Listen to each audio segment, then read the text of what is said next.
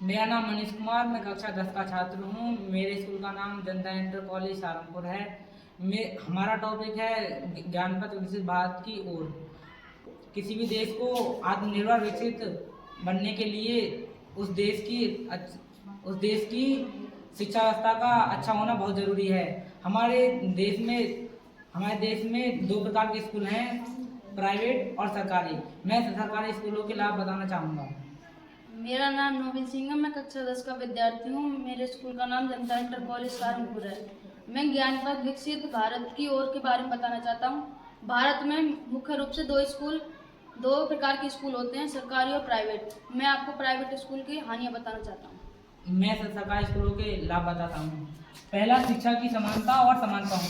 समाज के हर वर्ग को बिना किसी आर्थिक बोझ के गुणवत्तापूर्ण शिक्षा मिलेगी, जिससे सामाजिक आर्थिक कठाई कम होंगी। दूसरा, कम या निःशुल्क शिक्षा। कोई बच्चा पैसों की कमी के कारण शिक्षा से वंचित ना रहे, यह 100% साक्षरता दर को प्राप्त कराने में सहायक है। तीसरा, शिक्षक स्थिरता और सरकारी नियंत्रण। शिक्षकों की भर्ती, प्रशिक्षण और सैलरी पर सरकारी नियंत्रण होता है, जो उन्हें आर्थिक जवाबदेह बनाता है। उच्च फीस और शिक्षा का व्यवसायीकरण। शिक्षा एक उत्पादन बन जाती है जो आर्थिक रूप से बच्चों को कमजोर और छात्रों को बाहर की कर देती है और समाज की असमानता बढ़ा देती है। गैर जरूरी खर्चों का बोझ। यूनिफॉर्म, किताबों और अतिरिक्त गतिविधियों के नाम पर माता पिता पर गैर जरूरी खर्चों का दबाव पड़ता है। नंबर 3, मुनाफों पर अधिक ध्यान। स्कूल का मुख्य उद्देश्य शिक्षा के स्तर से अधिक लाभ कमाना हो सकता है, जिससे शिक्षा का वेतन, सुविधा और छात्र के हितों से समझौता किया जा सकता है।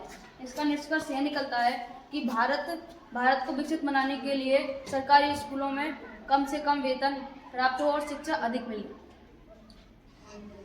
सरकारी स्कूलों में बहुत ही प्रशिक्षित टीचर आते हैं, जो हमको कई नए तरीकों से हमको पढ़ाते हैं, जिससे हमको शिक्षा प्राप्त करने में बहुत आसानी होती है।